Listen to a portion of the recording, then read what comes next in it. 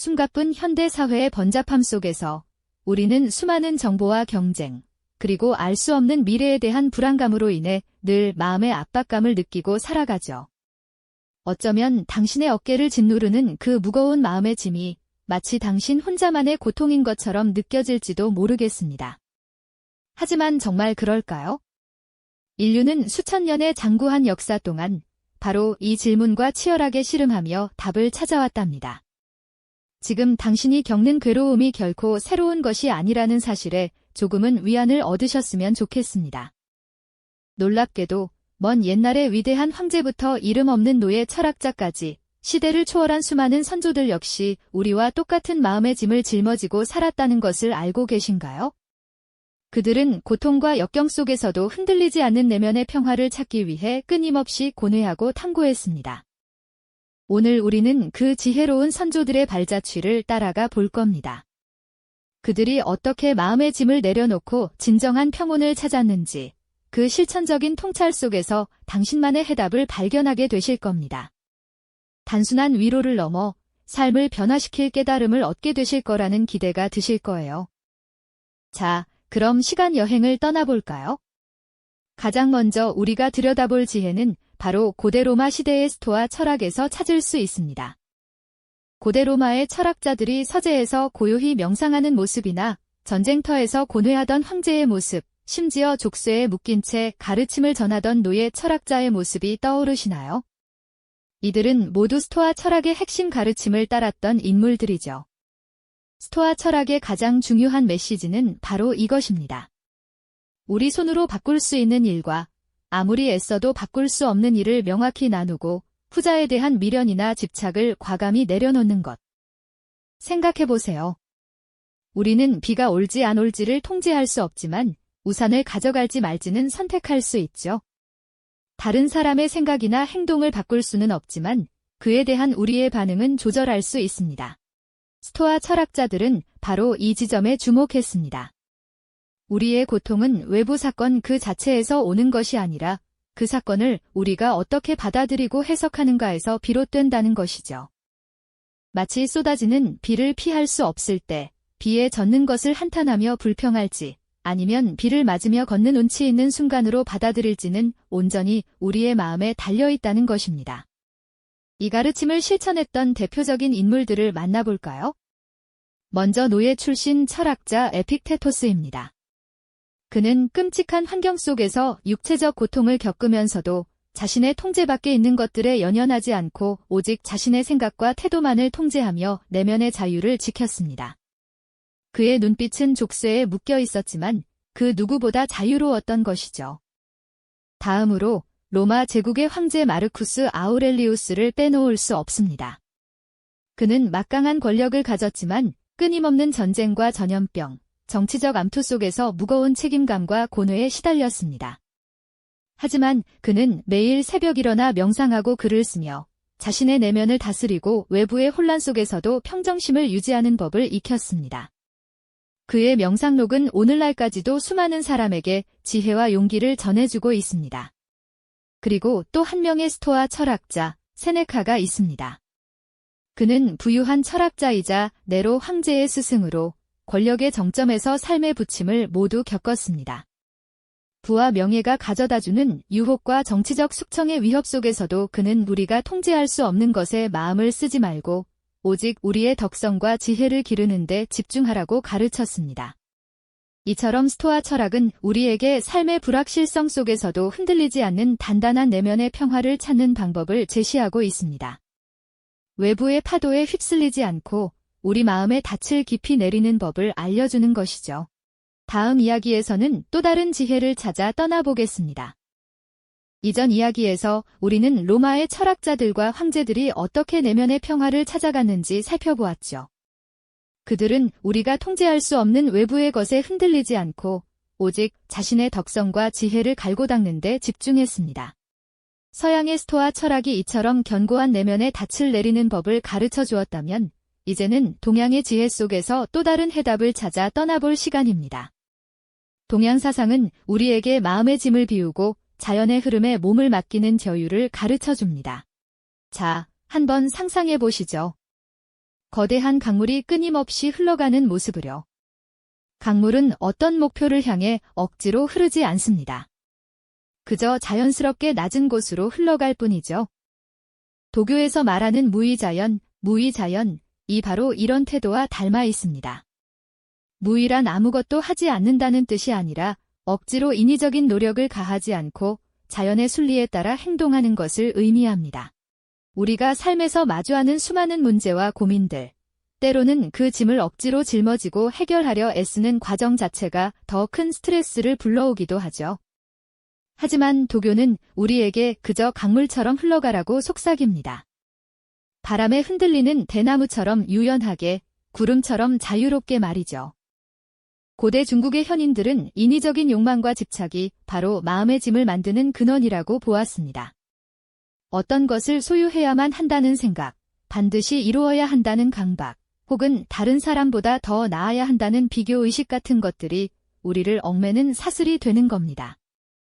이 사슬을 끊어내고 자연의 흐름에 자신을 맡길 때 비로소 우리는 진정한 자유와 평온을 얻을 수 있습니다. 복잡한 세속의 삶에서 벗어나 대나무 숲을 거닐며 자연과 하나 되는 선비의 뒷모습, 혹은 텅 빈 다실에서 차 한 잔을 마시며 고요함을 즐기는 모습이야말로 동양적 여유의 정수를 보여주는 것이 아닐까요? 이러한 내려놓음의 지혜는 불교에서도 중요하게 다루어집니다. 불교에서는 우리의 고통이 대부분 집착에서 비롯된다고 가르칩니다. 재물에 대한 집착, 명예에 대한 집착, 심지어는 나 자신에 대한 집착까지도 말이죠. 우리가 어떤 것을 꽉 움켜쥐고 놓지 않으려 할 때 그 대상이 사라지거나 변할까 봐 두려워하고 그로 인해 마음의 고통을 겪게 되는 겁니다. 마치 손에 모래를 꽉 쥐면 쥘수록 손가락 사이로 더 빠르게 빠져나가는 것처럼 말이죠. 그래서 불교는 우리에게 끊임없이 비우고 흘려보내라고 권합니다. 손에 든 것을 기꺼이 놓아줄 때 비로소 우리는 새로운 것을 받아들일 공간을 만들고 더 넓은 자유를 경험할 수 있게 되는 겁니다. 강물에 작은 배를 띄워보내듯 우리의 걱정거리나 집착하는 마음을 그저 바라보고 흘려보내는 연습을 해보는 건 어떨까요? 자연 속에서 조용히 명상하며 내면의 소리에 귀 기울이는 승려의 모습은 바로 이러한 내려놓음의 실천을 보여주는 상징적인 장면이라고 할 수 있습니다. 동양 사상의 이러한 가르침은 우리에게 삶의 불확실성 속에서도 억지로 저항하거나 통제하려 들기보다 자연스러운 흐름에 순응하며 마음의 평화를 찾는 방법을 제시합니다. 외부의 파도에 맞서 싸우기보다는 파도와 함께 춤추는 법을 배우는 것과 같다고 할 수 있겠죠. 결국 마음의 짐을 내려놓는다는 것은 내가 모든 것을 통제할 수 없음을 인정하고 나를 얽매는 것들로부터 스스로를 해방시키는 용기 있는 선택인 것입니다. 이러한 지혜가 오늘날 복잡한 현대사회를 살아가는 우리에게도 큰 울림을 주지 않나요? 다음 이야기에서는 또 다른 시대의 지혜를 찾아 떠나보겠습니다. 우리는 지금까지 고대 철학의 지혜와 동양 사상의 여유를 통해 마음의 짐을 내려놓는 다양한 방법을 살펴보았죠. 이제 시간의 흐름을 따라 조금 더 가까운 시대로 발걸음을 옮겨 인간 내면의 깊은 곳을 탐구하기 시작한 근대 심리학의 발견 속에서 또 다른 해답을 찾아볼까요? 19세기 말과 20세기 초, 지그문트 프로이트와 칼 융 같은 선구적인 심리학자들은 우리 의식 아래 숨겨진 무의식의 세계에 주목했습니다. 우리가 미처 인지하지 못하는, 어쩌면 애써 외면하고 싶었던 과거의 경험이나 억압된 감정들이 바로 그곳에 응어리져 잠들어 있다는 사실을 말이죠. 마치 어두운 다락방에 방치된 낡은 상자처럼 우리의 무의식 속에는 해결되지 않은 채 쌓인 감정의 조각들이 많습니다. 어린 시절의 상처나 미처 표현 못한 분노, 슬픔이 우리도 모르게 마음 깊이 그림자를 드리워 무거운 짐이 되기도 하죠. 심리학자들은 이러한 무의식의 그림자를 직면하고 그 존재를 인정하며 받아들이는 과정이 진정한 치유와 성장을 위한 첫걸음이라고 말합니다. 거울 속 복잡한 내면을 마주하듯 때로는 고통스러울지라도 외면했던 감정들을 찬찬히 들여다보는 용기가 필요하다는 의미인 거죠. 이러한 내면의 여정은 마치 어두운 동굴을 탐험하는 것과 비슷합니다. 처음엔 두렵고 막막하게 느껴질지 모르지만 한 걸음씩 빛을 비추다 보면 결국 동굴 끝에서 환한 출구를 발견하게 되는 것처럼요. 억압된 감정을 의식 위로 끌어올려 이해하고 그것이 우리에게 미친 영향을 깨닫는 순간 비로소 우리는 그 짐으로부터 자유로워질 희망을 얻게 됩니다. 단순히 잊으려 애쓰는 것이 아니라 존재 자체를 인정하고 포용함으로써 마음의 평화를 찾아가는 것이죠. 하지만 이처럼 개인의 내면을 깊이 탐구하는 것만으로 모든 마음의 짐이 해소될 수 있을까요? 현대 사회는 또 다른 형태의 짐을 우리에게 안겨주고 있습니다. 바로 고립감이라는 이름의 그림자인데요. 과거엔 공동체 속에서 서로 의지하며 살아왔지만 오늘날 우리는 편리함 속에서 역설적으로 더욱 고립되고 외로움을 느끼죠. 홀로 모든 것을 감당해야 한다는 압박감은 마음의 무게를 더욱 가중시키는 요인이 되곤 하죠. 이럴 때 우리에게 필요한 것은 바로 연결의 힘이 아닐까요?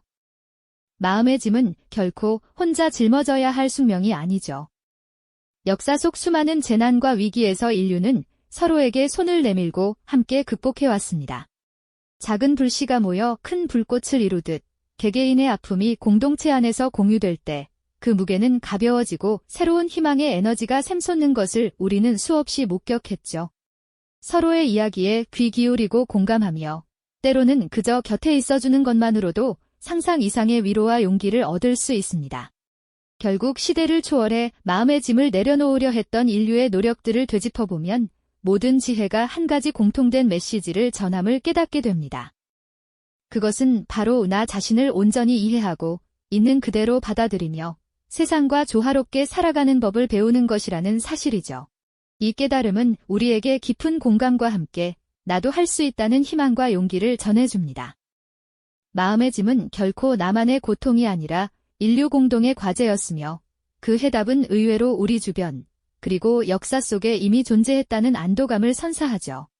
오늘날 우리는 과거 어느 때보다 복잡하고 빠르게 변화하는 세상 속에서 눈에 보이지 않는 마음의 짐에 시달리죠.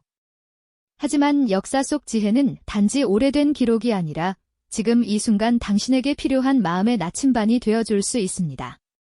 결국 마음의 짐을 내려놓는다는 것은 거창한 혁명이 아니라 매일의 작은 선택과 시도를 통해 얻는 내면의 자유로움임을 잊지 마세요. 당신을 짓누르는 그 짐은 무엇이며 어떤 지혜를 빌려 내려놓으시겠습니까? 마음의 짐을 내려놓는 첫걸음이 자기 이해라면 다음 시간에는 당신의 내면을 깊이 들여다보는 또 다른 역사 속 지혜를 탐구해 보겠습니다. 자기 이해가 마음의 짐을 내려놓는 중요한 첫걸음이라는 사실, 이제는 모두 공감하실 겁니다. 하지만 때로는 우리 내면을 깊이 들여다보는 것만으로는 충분하지 않을 때도 있습니다. 눈에 보이지 않는 또 다른 무거운 짐, 바로 고립감이라는 그림자가 현대인의 어깨를 짓누르고 있지는 않은가요? 오늘날 우리는 과거 어느 때보다 편리하고 연결된 세상을 살아가지만 역설적으로 깊은 고독과 단절감에 시달리기도 합니다. 수많은 정보와 사람에 둘러싸여 있으면서도 정작 자신의 진솔한 마음을 나눌 곳을 찾지 못해 외로워하는 경우가 많죠. 이처럼 홀로 모든 것을 감당해야 한다는 압박감은 눈에 보이지 않는 마음의 짐을 더욱 무겁게 만들곤 합니다. 나를 이해하는 것도 중요하지만 나를 이해해줄 누군가가 없다는 생각은 우리를 지치게 하니까요.